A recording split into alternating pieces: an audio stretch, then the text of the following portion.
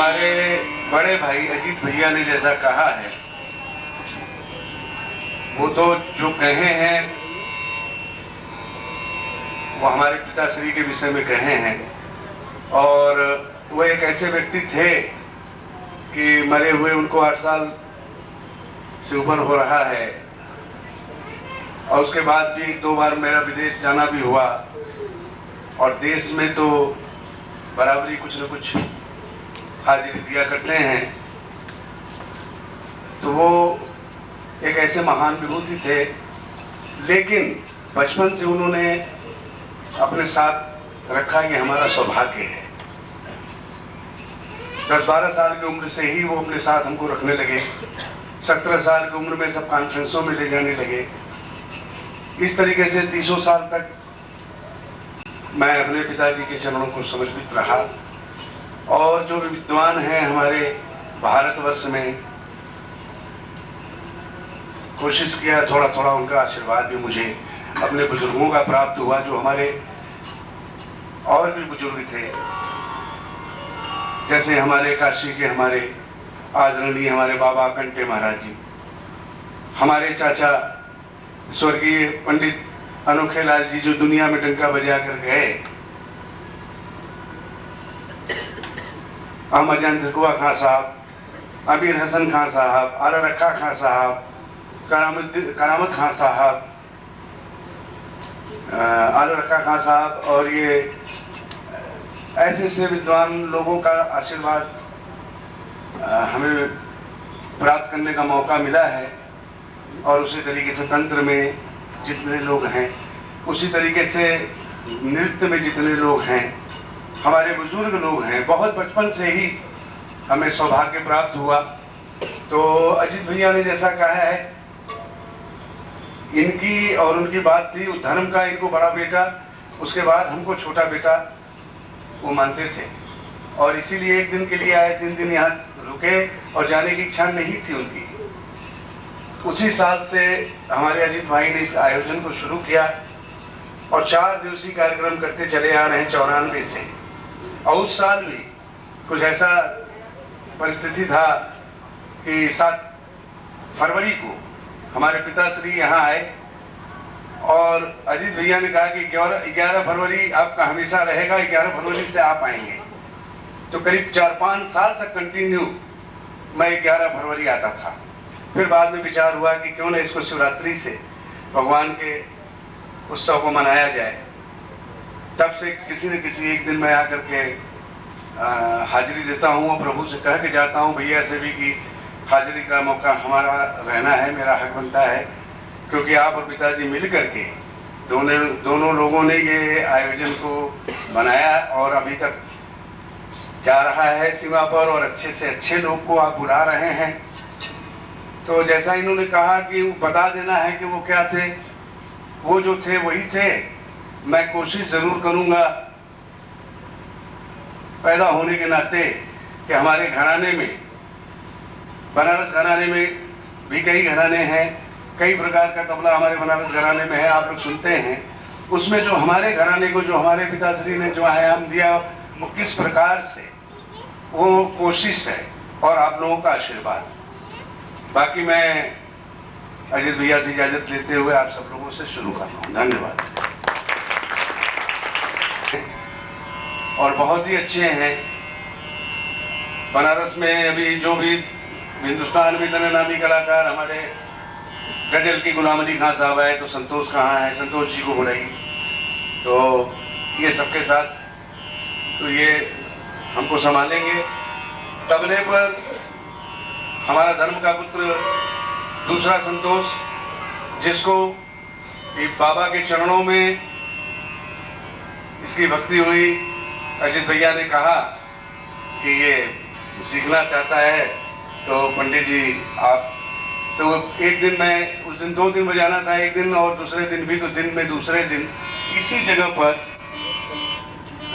विद proof photographs के साथ मैंने गंडा वंदन किया।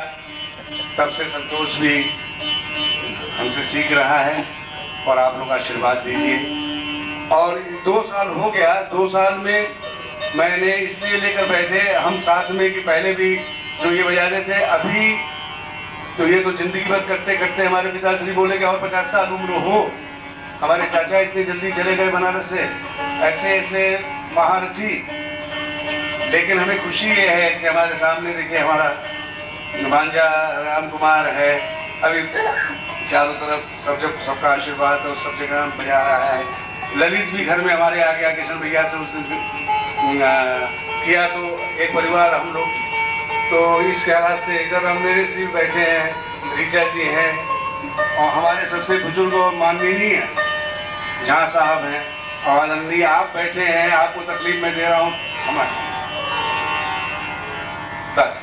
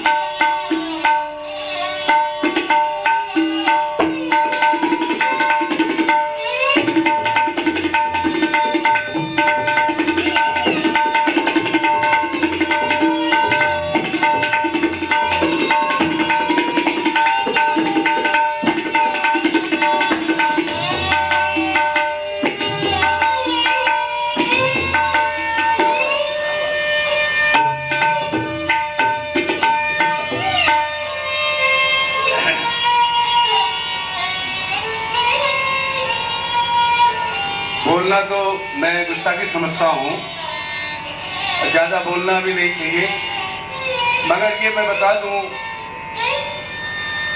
पिछले साल मेरी अचानक तबीयत बहुत ही अस्वस्थ हो गया और मैंने माँ से प्रार्थना किया। गवाह ये भी है, अजीत ये भी हैं, सबको मालूम था। तो मैं जिस स्थिति में था माँ से प्रार्थना करता था कि माँ मुझे जब अच्छा करना तो तबला में छू सकूं और पूजा कर सकूं। बजाना तो बहुत दूर है। मुलायजा हमारे घराने का हिसाब क्या है, अजीत भाई की बात को रखना है।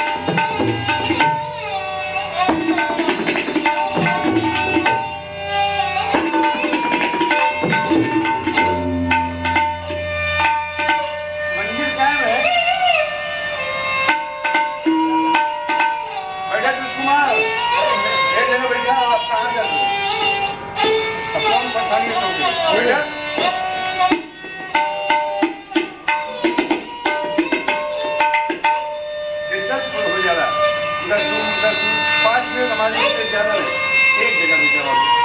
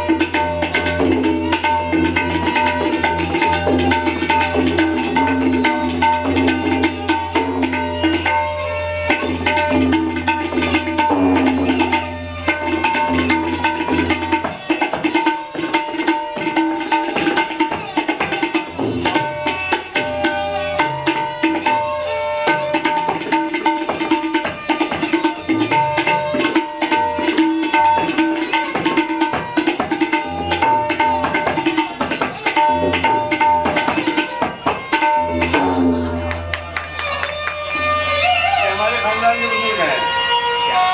बनारस घराने में भी सब अपने बुढ़ी अपने चचा भाई सबका स्मरण करता हूँ, लेकिन हमारे घराने से जो उसका चला आ रहा है तो वो मैं कोशिश कर रहा हूँ बस मेरे भाई माफ करना। क्या बात क्या बात।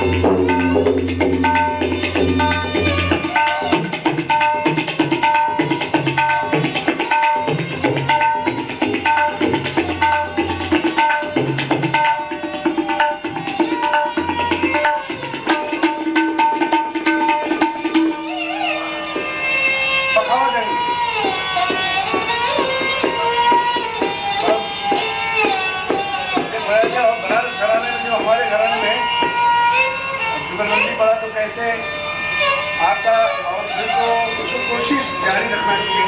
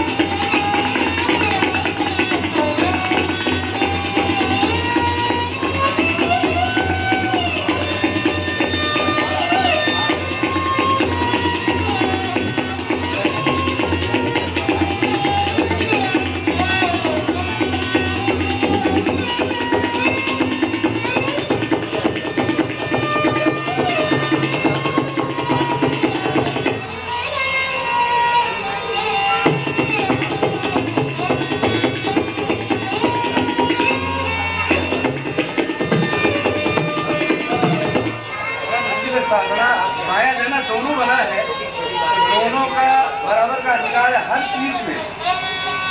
जैसे पति पत्नी का 50% ये हमारे पिताजी ने बताया है। कोशिश जारी है बस, और कुछ नहीं।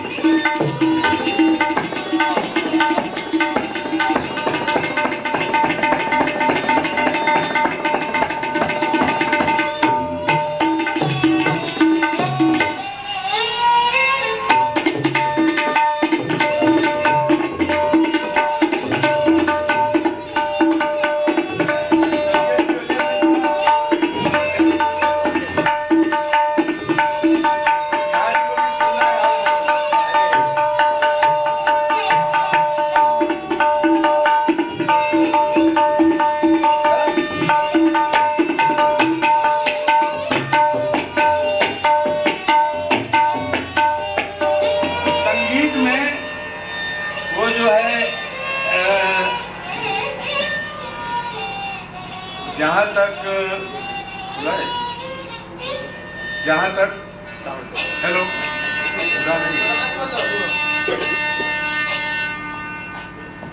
हेलो हेलो, ठीक है, धन्यवाद। संगीत में जहाँ तक हमारा ख्याल है, ज़्यादा नहीं 30-40 साल का जो भी एक्सपीरियंस रहा होगा, छोटा मोटा बड़ा छोटा जो भी, उसमें संगीत को ये कहना बड़ा मुश्किल है कि ये शास्त्रीय है, ये उससे हट के लाइट है, ये उससे हट के फोक है।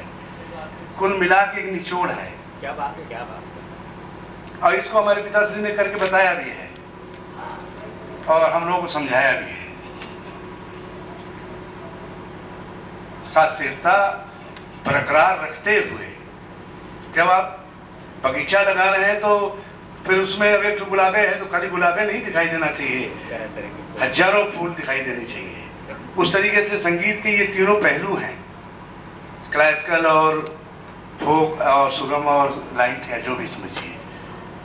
हम कहते हैं तो कव्वाली गाते हैं, कव्वाली गाना खिलवाड़ है नहीं, सब गाने का। कुछ लोगों ने दुनिया में नाम पैदा किया, ऐसी ऐसी हरकत शंकर शंभू कर गए, दोनों भाई। और आज भी बहुत सारे लोग हैं, हर अपने फन में। तो आयाम को कायम रखते हुए मुलाजा हो। थोड़ा जी बताइए